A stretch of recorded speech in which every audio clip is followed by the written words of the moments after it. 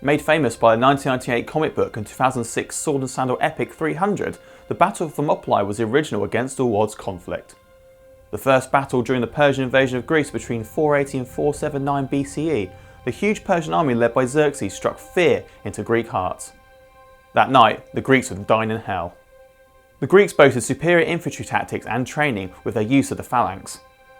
The phalanx battle tactic was later mirrored by the Romans and saw Spartans create an impenetrable box of overlapped shields. Being protected against arch volleys enabled Spartans to push infantry and cavalry back, but a phalanx could be slow to move, allowing cavalry to encircle the infantry.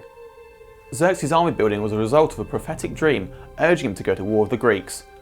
The Persian strength lay in their sheer numbers, use of cavalry, and the variety of troops, including the feared immortals. Their biggest issue was a narrow pass at Thermopylae, which made it difficult for a large army to manoeuvre effectively. The immortals were Xerxes' elite bodyguards and were skilled in close quarters combat and archery. They fought wrapped in cloth rather than armour and used wicker shields. Their key weapon was the composite bow, which was a popular ranged weapon across Asia. The bow could be crafted to grant greater strength and distance for its user, but was sensitive to moisture, so it could fall apart and lose its power in rain. After 4 years of construction, the Persian fleet arrives on the Greek coast. After setting up a camp on shore, the Persians unleash a flurry of arrows at the Greek warriors waiting at the western gate.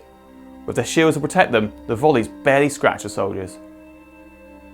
Tired of waiting, Xerxes orders a 10,000 strong contingent of his forces to attack. The Persians were now committing a significant proportion of men to a frontal assault on the Greeks. However, the Greeks' superior tactics and geographical advantage drives the Persians back. On the second day of the siege, Xerxes once again sends a similarly sized force to besiege the path. Again, the Greeks repel the Persians, choosing to fight them in the narrowest part of the pass in front of the Phocian Wall. Xerxes pulls his forces away from the path, confused as to why such a powerful force could be held at bay by one so much smaller than his own. While pondering the matter at the Persian camp, an unusual visitor is brought before him, a Thracian by the name of Ephialtes. The disgruntled traitor informs the Persian king that it is a secret mountain path. Also informed that the pass is likely guarded by a contingent of Phocian soldiers, Xerxes sends one of his commanders, Hydarnes, with a force of 20,000 men to navigate the path. With the immortals in tow, the Phocians are destroyed and the Persians continue on through the mountains. News of the pass becoming compromised soon reaches the Greeks, and all the commanders meet to discuss the ramifications. Some withdraw, while others remain to stave off the Persian onslaught. Xerxes doesn't attack immediately on the third day of the siege, delaying his action to give the immortals time to outflank the Greeks. As the morning grows brighter, he sends 10,000 infantry and cavalry to strike the Phocian Wall again.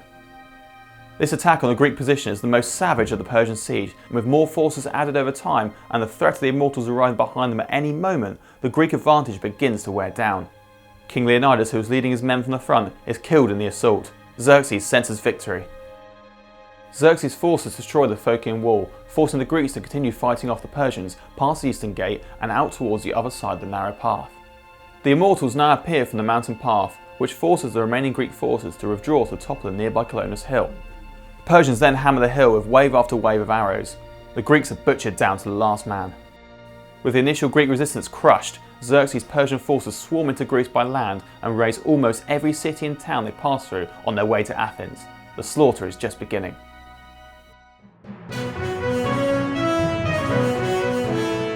Jack's Fact Attack.